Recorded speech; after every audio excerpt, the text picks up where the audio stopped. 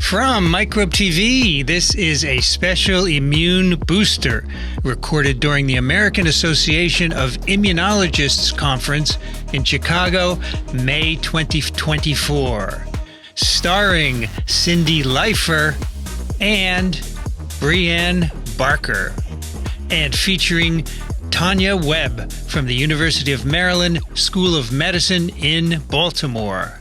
Welcome, and thank you for joining us today. Thank you so much. I'm so happy to have the opportunity. So we just wanted to start out to learn a little bit about you. So can you just tell us your journey through science? Like, when did you first become interested in science? Oh, so it goes way back. I was interested in science, I think, for as long as I can remember. And actually, I was pre-med. I wanted to go to medical school. And so in undergrad, I was biology, chemistry, psychology, and Spanish. Everything, right? Wow. You're a quadruple major. Those were all majors. And also major and minor. Okay. So biology, Minors. Chemistry, psychology, and Spanish.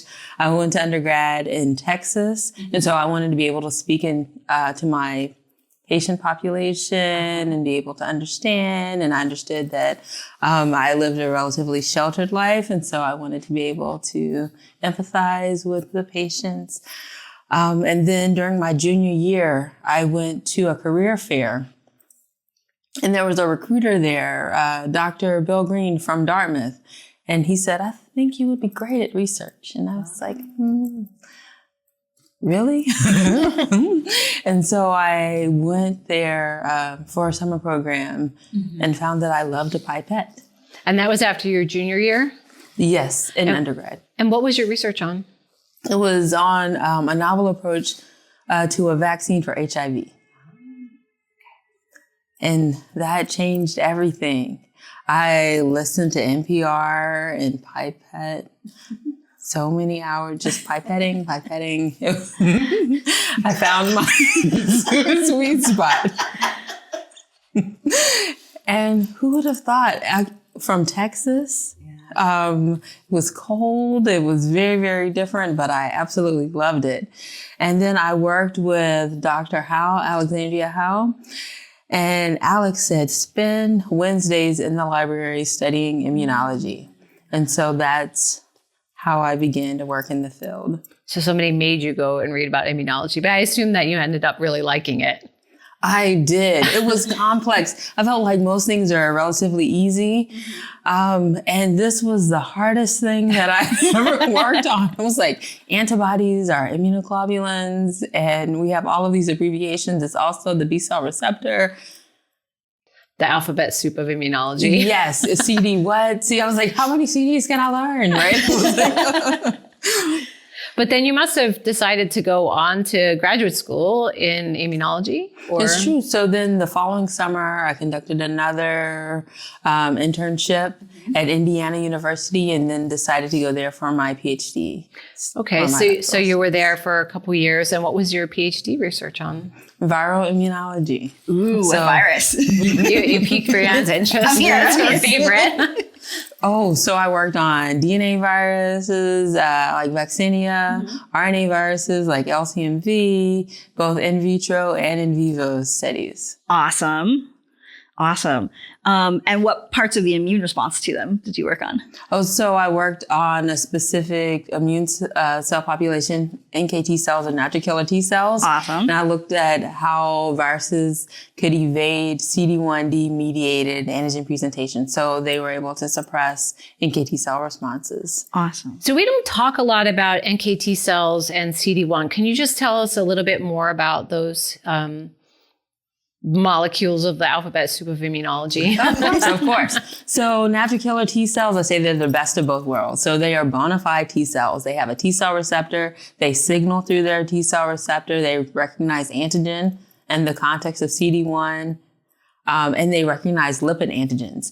So CD1D is evolutionarily conserved, meaning we can take dendritic cells from humans and activate mouse NKT cells and vice versa. And you can't do that for classic T cells. No, you can't. So I think NKT cells are super cool. They recognize lipid antigens and not peptides. They're evolutionarily conserved. And so if we activate NKT cells in people within a population, we can activate NKT cells in everyone. So, but I used to activate my NKT cells, I can use to activate your NKT cells. And so if we develop a vaccine strategy or a cancer immunotherapeutic approach, it can be broadly applicable. Cool. And so after graduate school, you did postdoctoral fellowship, and where was that? And did you continue that work?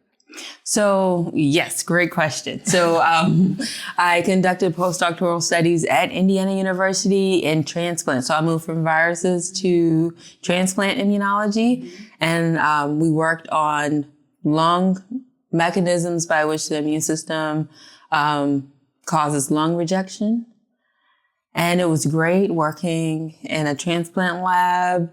I learned so much, but decided that I wanted to work on something else in my career. So again, I was in an amazing lab, was able to get many publications, and I felt like the need was there. But I thought about how will I spend the rest of my research career.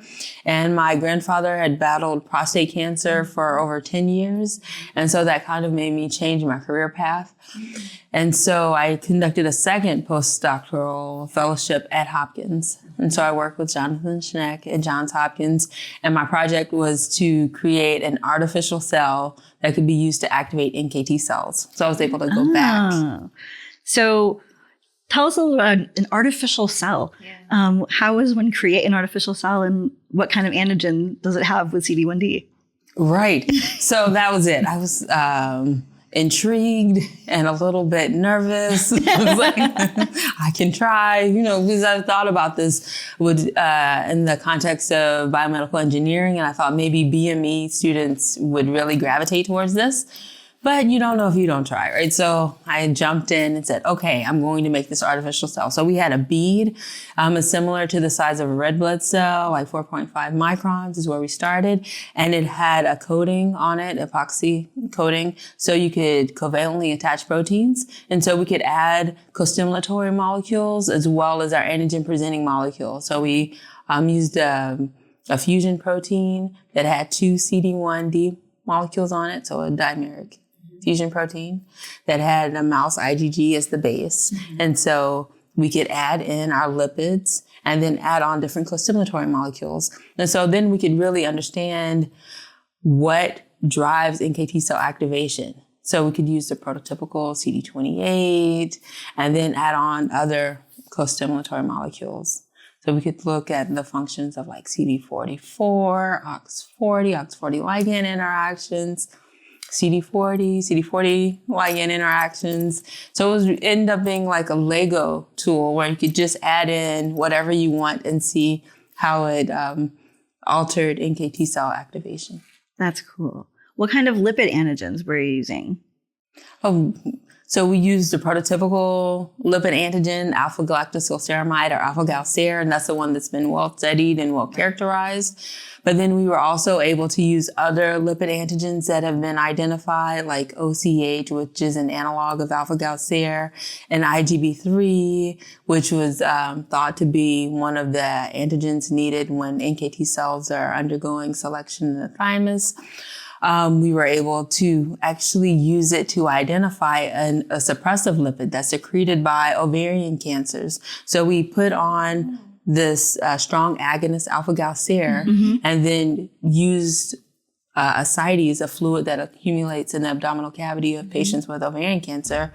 And we could treat the beads, our artificial cells, for 4 hours. And we found that this lipid present in patients was able to outcompete that activating lipid and suppress NKT cells activation. Oh, so what role did the NKT cells play normally in, for example, protecting during ovarian cancer? We don't know. We just now have this activity, and you're going to go try to look in that further and see how it's involved. Oh, so great point. So actually we found that NKT cells can kill ovarian cancer cells. So if you set up a cytotoxic assay, NKT cells can mediate killing of ovarian cancer cells. But to block that, the ovarian cancer cells secrete factors like this inhibitory lipid GD3. In addition, they secrete factors like VEGF, vascular endothelial growth factor, and that blocks the ability of NKT cells to become activated. So that's one of the things we're working on. How do cancers evade immune detection or NKT cell responses? Yeah, that was going to be my next question, is sort of like, so what did you start your lab on, and what have you been working on? Oh, so again, great question. Of course, I love to talk about my research. Of course. That's why we have you here. So to branch off from the projects that I had during my postdoctoral studies, I continued to work on NKT cells, and we had identified this inhibitory lipid. And so then I had a really hardworking graduate student and said, okay, you found this lipid, but there are probably other factors. And so went on to find VEGF and look at its role. And then we also developed smaller artificial cells. And so then when I started my lab, my dream was to make a cancer vaccine that was a nose spray. And I was like, if we can activate NKT cells using a nose spray, that would be amazing. And so we made smaller particles that could be inhaled. And so we looked at their effect both intranasally and intravenously, and we could get tumor regression using the B16 mouse model. So we were able to get regression of lung mets if we activate NKT cells intranasally or intravenously. Oh, that's That's cool. amazing. So when you do that, intranasal administration, is it specific for lung cancers, or does it also act on cancers elsewhere? Yes. So actually, we received a patent for this work. Okay. So it's not specific for lung cancers or for B16 melanoma. That model, we can use it in many different cancer types, and it's not specific for the tumor. It actually is specific for NKT cells. So whenever you need to activate NKT cells, we can use this as a reproducible way to activate NKT cells. Are there other scenarios besides cancer where NKT cells play also a major role? Yes. So they play a role in transplant. They play a role in autoimmune disease. They play a role in so many different types of immune disorders. So in the context of skin and psoriasis, you can have the overactivation of NKT cells. And so in that case, you would want to suppress their function. And so we're thinking about these inhibitory lipids that we identify in cancer. Can we use those to suppress unwanted NKT cell responses, like in psoriatic plaque lesions? And then in other situations, like you might want to activate them? Yes. So in transplant, so actually really nice work has been shown by other groups that you can activate NKT cells and they help with preventing graft rejection. So you can use third-party NKT cells and they can help clear any residual disease. So let's say you get a bone marrow transplant because you have cancer. NKT cells can come in and help clear the residual cancer cells, as well as help with the transplant and get rid of potential viral infections. So they kill virally infected cells as well. That's really neat. So what else? What other cool things do NKT cells do? So they play a role. So there's another group who's really nice work. We are starting to look at intravital microscopy or look at imaging of NKT cells to see how they traffic in tumors, to see if we can aid in their migration and into tumors and killing of tumor cells. And so there's really nice work from Paul Cube's group that showed that during stroke, NKT cells don't move. They kind of pirouette or just cycle back and forth. And so that makes one susceptible to infections. And so if you can restore NKT cell trafficking, then they're able to mediate the antiviral immune responses and restore antiviral immunity. But then NKT cells also play a key role in obesity and polarizing macrophages in fat pads. So there's really beautiful work showing that they play a critical role there. as well as in autoimmune diseases like lupus or SLE. Okay, so I'm a little bit confused about something now. So all of these things that NKT cells do are awesome, and I'm super excited about them. And now I want to know why everyone's not doing all of this work. But what I'm not sure about is how they may be specific for viral infection versus some of these more self-targeted conditions that you're talking about. So how do we get NKT cells that might be specific for viral infection versus self? So that's a great point. So NKT cells are activated or suppressed by lipids. And so you can have an antigen specific or driven response where, let's say you have a bacterial pathogen that has DAG, diacylglycerol, and that antigen can activate NKT cells. Or like house dust mite antigen has some antigens that will activate NKT cells. Or if you have toll-like receptor signaling, you don't have to have an antigen-specific response. You can have a danger signal, DAMPs or PAMPs, and then you'll get cytokines like IL-12 and IL-18. And then similar to NK cells, NKT cells will come in and they can clear infected cells like virally infected cells, bacterially infected cells. And so it doesn't have to be an antigen-specific response. In the case of cytokines, they can also be activated. Cool. That's very cool. I was also when I went to pivot just a little bit, and because I know that you are I'm messing up the title. We're going to assistant director. Okay.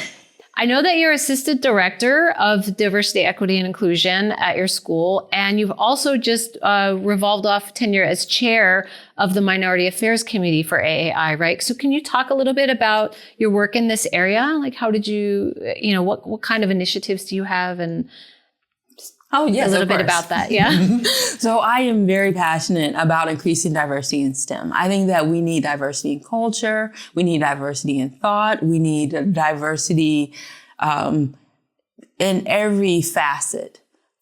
That's how you get people who will ask those important questions and will think differently and come up with solutions that we need. So we need to move the field forward. And we can't do that if everyone is trained the same way, brought up the same way, thinks the same way.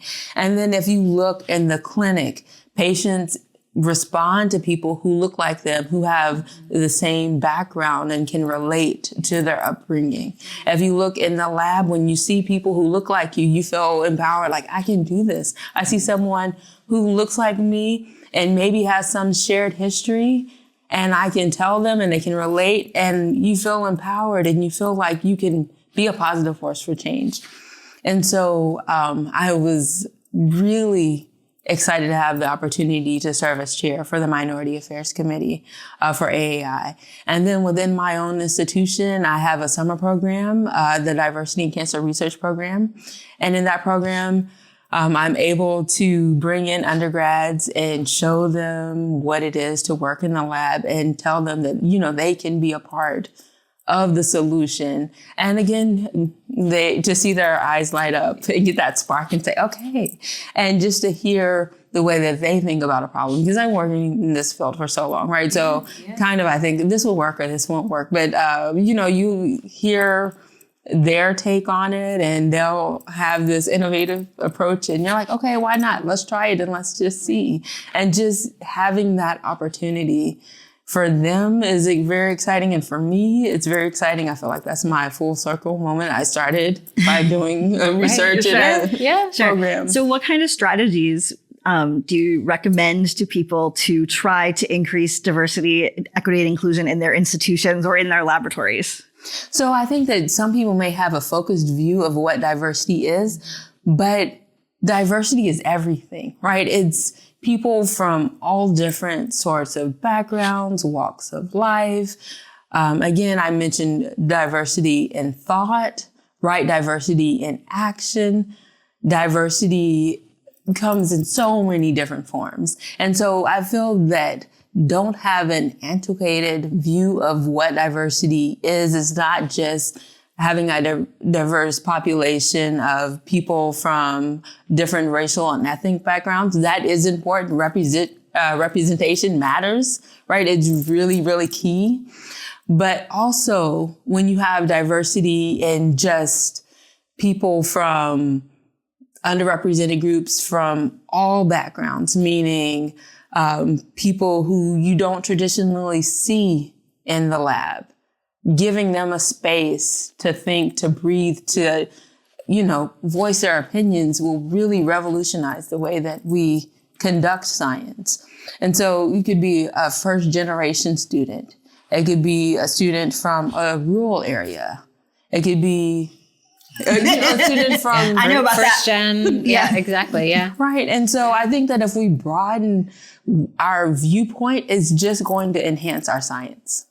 And those summer programs are one way to do that, right? Yes. So are there other strategies? I think that was part of what you were asking Yes, that exactly. you use. So we need to fortify the pipeline. Okay. So we have Yeah. an undergraduate program. And so then this past summer, I'm in Baltimore, and there are Baltimore city schools with students who are interested in STEM.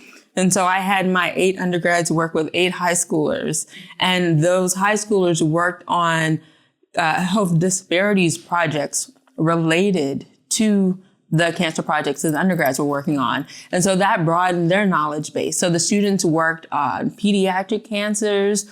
They worked in elderly and aging populations. They worked with patients with disabilities. And then they also looked at cancer health disparities related to ethnicity.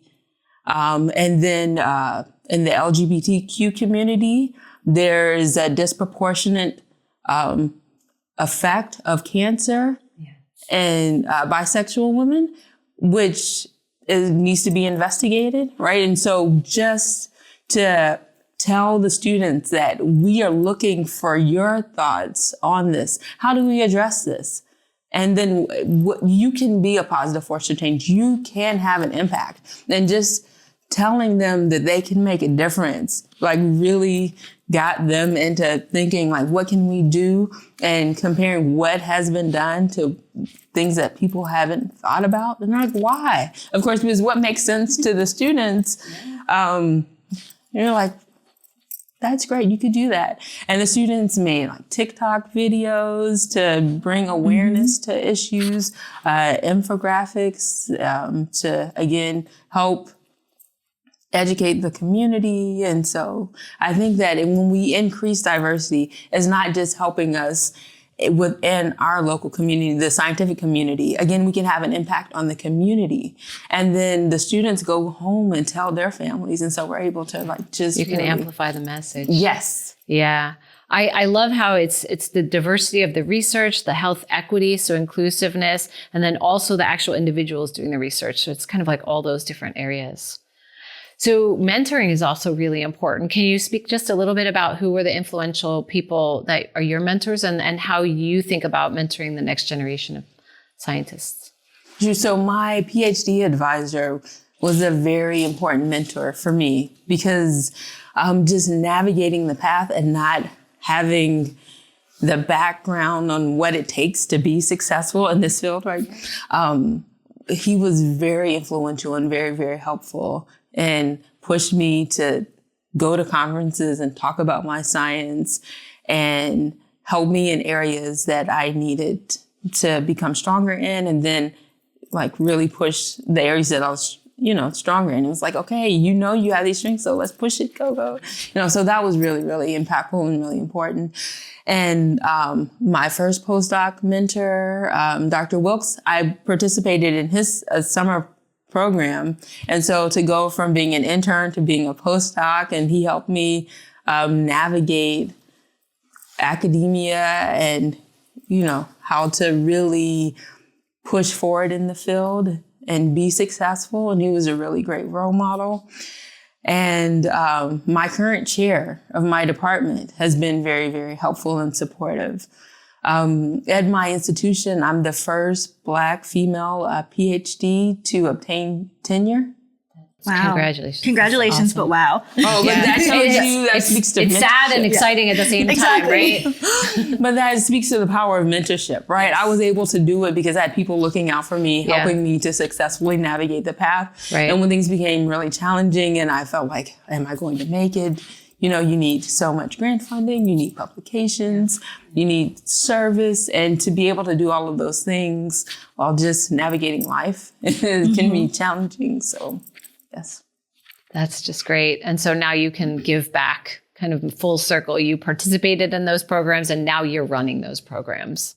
It's true. And I'm also the PI of the American Cancer Society's IRG, Institutional Research Grant. And for that, we're able to give pilot funding to junior faculty. So that's my great moment, like around the holidays is usually when we give out money. I'm like, you get 40,000, you get 40,000. And it's okay. I can have this. This is a win. Right. That's great. Amazing. So I've done a couple of these types of things on this other podcast from Microbe TV. And there are 2 questions we often ask people in these types of things. So here are these 2 questions. If you had not been a scientist, what would you have done? Oh, that's a great question. I need to think. I've been working to be a scientist for so long. What else? What other career? Maybe a novelist. I read a lot. I've thought about that too. So really, yeah. Okay. Or like a screenwriter. That would be really great. That sounds awesome. And then if you could have dinner with anybody you wanted, who would it be? Alive or not alive? Just anybody. Oh, really great. I'm a foodie. And I'm like, those are my 2 things. I get to eat amazing food with somebody. I think, and probably a lot of people say this, but maybe Michelle Obama. Nice. Because I feel that she makes such an impact. And she's not like in your face about it, but just putting out initiatives like having a community garden, talking about having a sense of belonging and empowerment. And then what she's done internationally, and then having like a dance day, a day of dance, like so many different initiatives that she's been able to put forward. And again, people just gravitate to her naturally. And so I just want to see, how are you able to accomplish so much and continue to be That sounds exciting. I would like to sneak in and listen on that dinner. I want to invite myself to Great. Well, we want to thank you so much for taking time out of your visit to the conference to come and talk with us here on Immune. So thank you. Thank you. It's my pleasure. Thank you. That's a special episode of Immune and Immune Booster. If you have questions or comments, please send them to immune@microbe.tv. If you enjoy our work, please consider supporting the science shows of Microbe TV. Go to microbe.tv/contribute. Microbe TV is a 501c3, so your donations are U.S. federal tax deductible. Our guest today from the University of Maryland, Tonya Webb. Cindy Leifer is at Cornell University at Cindy Leifer on X. Brianne Barker is at Drew University, BioProf Barker on Blue Sky. Music on Immune Boosters is by Tatami. Thanks for listening to Immune, the podcast that's infectious. Yeah, there is this giant spider, and I hope it's outside. Okay. Oh, it is? I was seeing this thing over your shoulder as you're leaning there, and I'm like, God, I hope that's on the outside of the window. I think it is. Hang on. Oh, where's the spider?